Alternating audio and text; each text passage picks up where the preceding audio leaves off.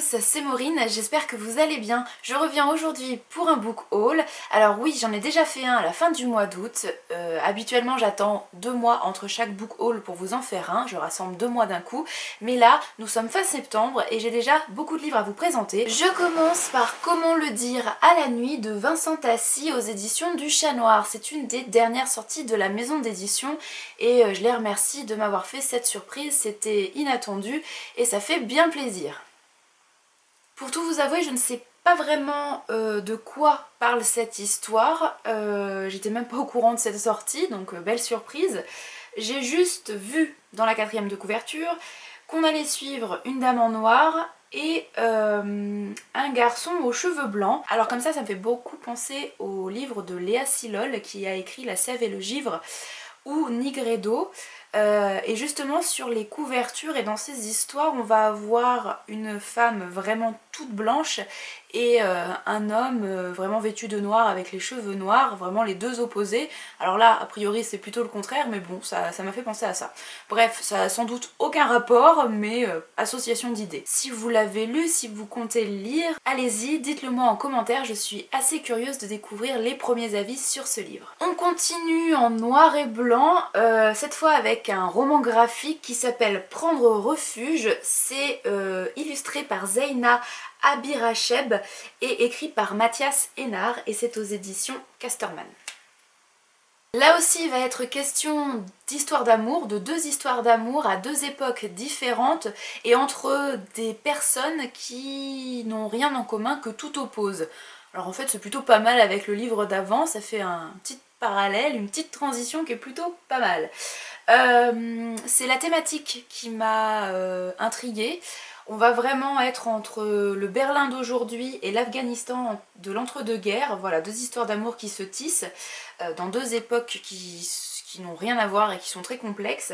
Voilà, l'intrigue m'a intriguée justement.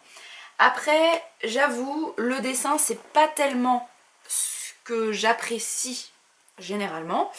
Je vous montre ça rapidement, vous voyez un trait assez épais en noir et blanc. Habituellement j'aime les choses un peu plus précises, un peu plus détaillées, mais pourquoi pas. On continue avec les graphiques avec 2 albums jeunesse édités chez Little Urban, une maison d'édition jeunesse que j'aime vraiment beaucoup. Alors le premier album c'est La Feuille d'Or de Kirsten Hall et illustré par Matthew Forsyth. Je sais pas comment ça se dit. Et le deuxième c'est La Grande Parade des Animaux de Daniel Egnéus, donc aussi chez Little Urban.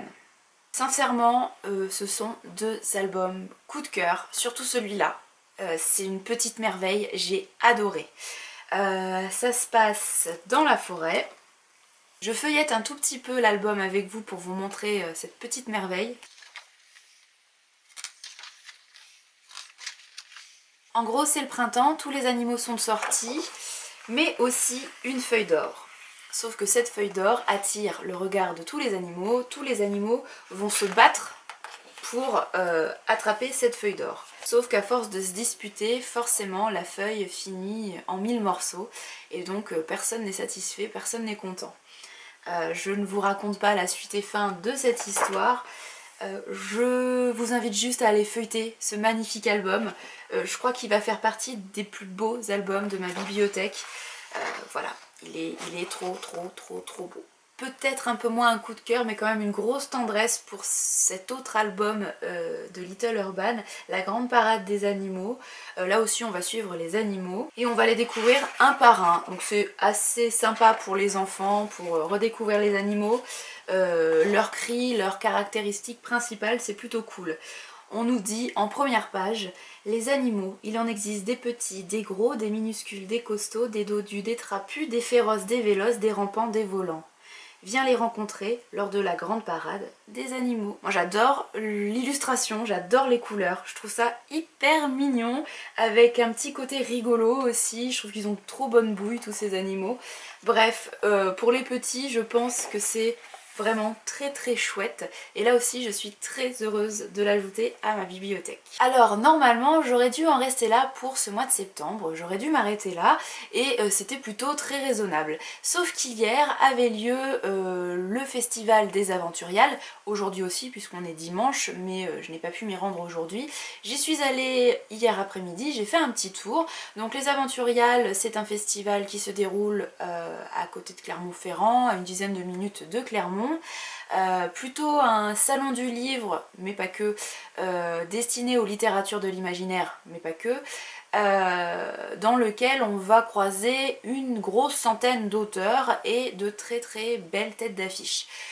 J'y étais allée en me disant que je serais très raisonnable, comme l'année dernière. L'année dernière, je n'avais acheté que 2 livres sur le week-end. J'étais quand même hyper fière. J'étais partie sur la même optique. Et puis je sais pas, il y a un truc qui a dérapé et je me suis fait plaisir. Je me suis rendu compte que ça faisait 1 an que j'avais pas fait de salon du livre.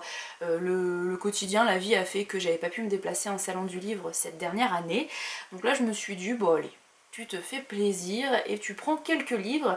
Donc au final je reviens avec 7 bouquins. J'ai commencé par aller faire un tour du côté des Mains Ouvertes, qui est une association de la région, un petit peu comme Emmaüs, on y trouve des livres d'occasion. Donc ils avaient sur leur stand pas mal de livres et notamment celui-là. Et j'ai pas pu m'empêcher de le prendre. La grande encyclopédie des lutins, c'est écrit par Pierre Dubois, et vous savez à quel point j'adore Pierre Dubois, c'est un conteur génial. Il me fait beaucoup penser à mon grand-père et j'aurais adoré l'avoir comme grand-père aussi. Voilà, c'est un monsieur hyper érudit. J'adore le rencontrer quand je vais aux Imaginales. Je l'ai rencontré 3 ou 4 fois.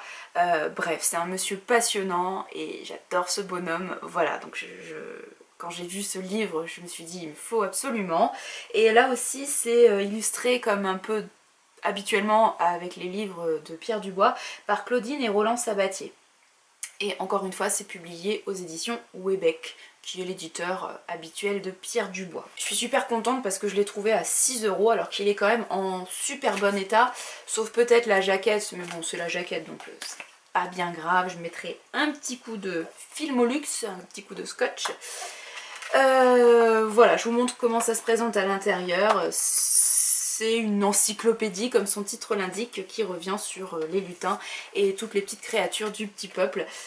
Vous savez que j'ai une petite passion pour ces créatures de la mythologie, du folklore celtique, et j'adore ajouter des livres du genre dans ma collection. On continue avec Le Petit Peuple par Le Petit Grimoire des Fées, illustré par Sandrine Gestin aux éditions Au bord des continents.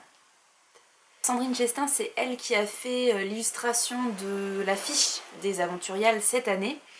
Elle était présente, donc je me suis dit je ne pouvais pas, décemment je ne pouvais pas ne pas aller lui acheter un livre et qu'elle me fasse une toute petite illustration dans le livre.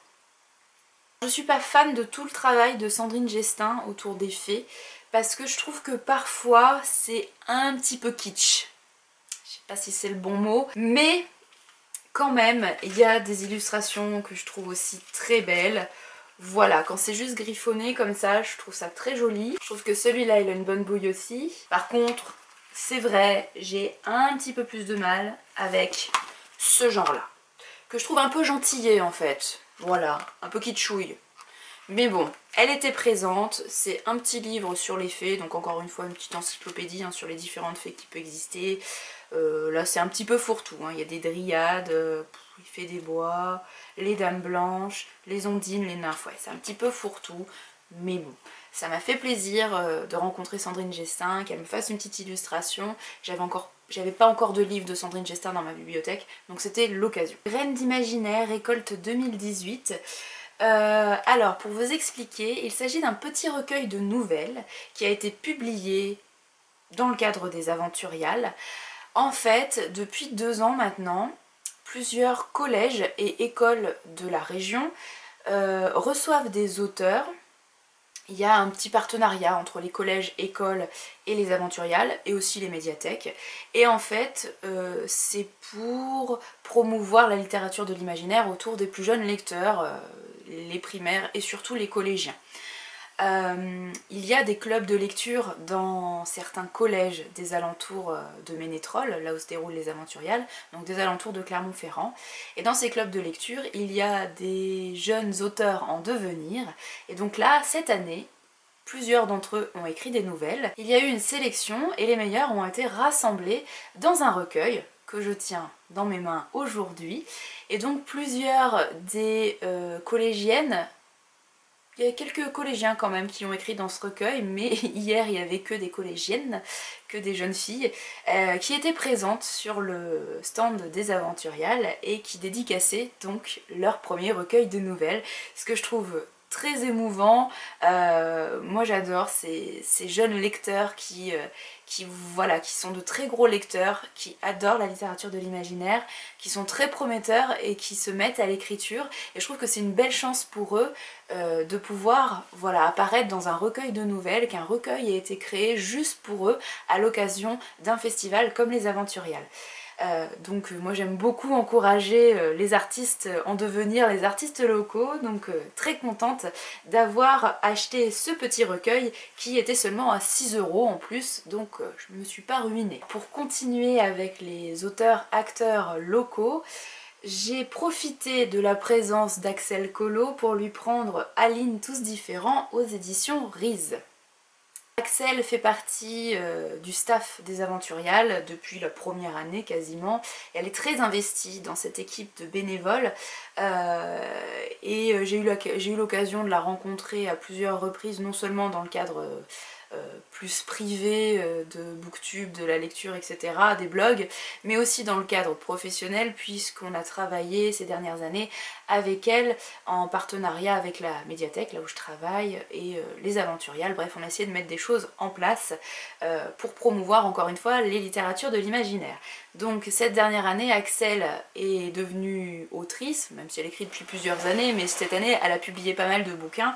Et donc là encore, j'ai envie d'encourager les copains, les copines.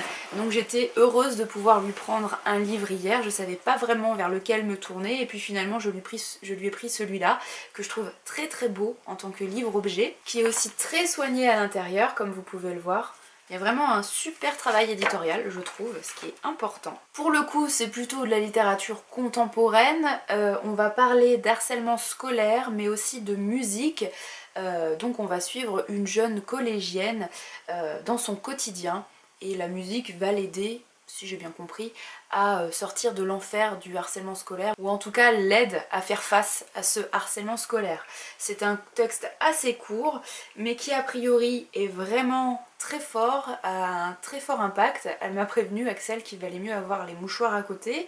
Je pense que je le lirai assez vite et je vous en parlerai assez vite sur le blog et en vidéo. Bon, alors j'ai des mois, des années de retard, hein, je suis complètement à la bourre, mais j'ai enfin craqué pour le chouchou de toute la blogosphère et de la booktubosphère. J'ai enfin craqué pour le premier tome des Sœurs Carmine de Ariel Holz. J'espère que je le dis bien. Premier tome qui s'appelle Le complot des corbeaux. C'est aux éditions Nemos dans le label Naos qui est plutôt le label jeunesse. Je pense que je vais pas vous présenter le livre puisque quasiment tout le monde l'a lu sur les blogs et sur Booktube. Je dois être une des dernières à ne pas l'avoir fait. Il a eu un énorme succès, alors j'espère que ça va me plaire aussi. Bon, déjà l'auteur marque quelques points puisqu'on a discuté un tout petit peu hier. Il m'a dit qu'il avait passé 3 ans à Cork, donc en Irlande, donc déjà un un énorme point positif. Je me dis c'est forcément quelqu'un de bien. Sauf que bon, a priori il s'est inspiré du mauvais temps irlandais pour l'ambiance de cette histoire. Qui est faux, il ne fait pas forcément moche et pluvieux en Irlande, c'est complètement faux, mais bon point pour ça. Et en plus il m'a dit qu'il était en Irlande, donc à Cork pour le travail. Il travaillait pour la compagnie Blizzard, qui est notamment la compagnie qui a créé World of Warcraft. Voilà, donc deuxième bon point quand même. Ça a l'air d'être quelqu'un de bien, ce garçon. Je vous en parlerai plus quand je l'aurai lu. Ça ne devrait pas tarder puisque je suis vraiment très curieuse de découvrir enfin ce premier tome. Et enfin, je suis allée voir Nadia Coste parce que je m'étais dit, si tu n'achètes qu'un seul livre cette année aux Aventuriales, C'est le 4e tome de Fedélins, 4e tome qui s'appelle L'ombre des pères, donc c'est bien de Nadia Coste, et c'est aux éditions Grund, ou Grund, je sais jamais comment on le dit. Fedélins ou Fedélins, c'est une saga que j'adore. J'ai eu un énorme coup de cœur pour le premier tome que j'ai lu il y a quelques années maintenant. C'est doux, c'est poétique, c'est beau, c'est vraiment un énorme coup de cœur. Je l'ai fait lire à plusieurs personnes depuis, notamment à une collègue qui est spécialiste en littérature jeunesse et qui a adoré aussi ce premier tome. J'ai terminé le 3e tome il y a quelques mois, 1 an max, donc j'attendais de pouvoir trouver le 4e tome. J'ai vu que Nadia Coste était là encore une fois cette année, donc j'en ai profité pour lui prendre ce 4e, et qui était censé être le dernier tome. Un 5e tome, ou un spin-off, est sorti là, en avant-première pour les Aventuriales. Il s'agit de Jivana, cette fois dans le label Naos des éditions Nemos. Elle m'en avait parlé rapidement l'année dernière, j'étais allée lui dire bonjour, parce qu'elle était déjà l'année dernière aux Aventuriales. Elle m'avait dit déjà que un tome annexe à Fedélins c'était prévu, mais je pensais pas du tout qu'il serait là cette année, donc j'étais ravie. C'était pas un achat prévu, mais je ne pouvais pas repartir sans lui alors que j'avais pris le 4e tome. Je me suis dit comme ça je pourrais enchaîner les deux directement, ça sera cool. Là elle m'a expliqué qu'on allait suivre un héros différent, enfin une héroïne plutôt, héroïne qu'on va rencontrer brièvement dans le 4e tome et qui sera donc le personnage principal de cet autre opus, de cet opus annexe. Et pour me convaincre, même s'il n'y avait pas besoin de grand chose pour me convaincre, elle m'a résumé ça en disant que Jivana c'était le texte qui nous expliquait qu'on avait toute une déesse en nous. J'ai dit c'est bon, j'achète. Il n'y a pas besoin de plus, ça me plaît, ça me va, je prends. J'ai vu qu'elle avait aussi en avant-première un nouveau texte jeunesse, young adulte, qui s'appelle Rhizome je crois, si je dis pas de bêtises, et qui est publié au Seuil, qui me faisait vraiment très envie. Mais bon là j'avais déjà beaucoup trop dépensé, mais je pense que je tarderai pas à l'acheter quand même, peut-être la prochaine fois que je rencontrerai Nadia Coste en salon. Voilà, plus pour le côté écologie, avec beaucoup de beaux messages a priori, de grands messages importants. Ça me tentait vraiment beaucoup. J'espère vous tourner, vous publier une vidéo pour vous parler de mes dernières lectures. À vrai dire c'est celle-ci que j'aurais dû tourner aujourd'hui, mais je ne l'ai pas du tout préparée. Et comme j'ai quand même une bonne dizaine de livres à vous présenter, j'ai lu pas mal depuis la dernière vidéo update lecture qui remonte au mois d'août, mi-août je crois. Donc depuis mi-août j'ai quand même pas mal lu. Et comme j'ai pas du tout préparé ce que j'allais vous dire, je me suis dit que c'était peut-être pas très judicieux de tourner la vidéo comme ça en impro total, parce qu'il y a quand même des lectures qui remontent un petit peu et dont je ne me souviens plus vraiment. Ça serait un petit peu délicat de me lancer comme ça face caméra sans savoir vraiment ce que je vais vous dire sur les livres que j'ai lus. Normalement, si tout va bien, c'est la prochaine vidéo que je vous tourne et que je vous mettrai en ligne. Et comme pour la vidéo du mois d'août, j'essaierai de revenir assez en détail sur les livres qui ont été vraiment marquants, soit des coups de cœur, soit marquants pour diverses raisons. Et je reviendrai ensuite très rapidement sur les autres lectures que j'ai pu faire mais qui m'ont soit laissé un petit peu mitigée, soit m'ont déçue. Il y en a quelques-unes qui m'ont laissé un petit peu mitigée, mais pas de véritable déception. Depuis un mois et demi, j'ai quand même fait de très belles lectures. Et en même temps, je me rends compte que ça me bloque un petit peu. Enfin, c'est pas que ça me bloque, mais j'ai tellement eu de beaux coups de cœur pour certains livres que je ne sais pas comment je vais réussir à vous en parler. Et donc voilà, j'y vais un petit peu à reculons. Je sais pas comment je vais vous présenter ça en vidéo. Je vous souhaite une très bonne nouvelle semaine et je vous dis à très bientôt sur le blog, sur les réseaux sociaux et en vidéo. Salut, belle lecture!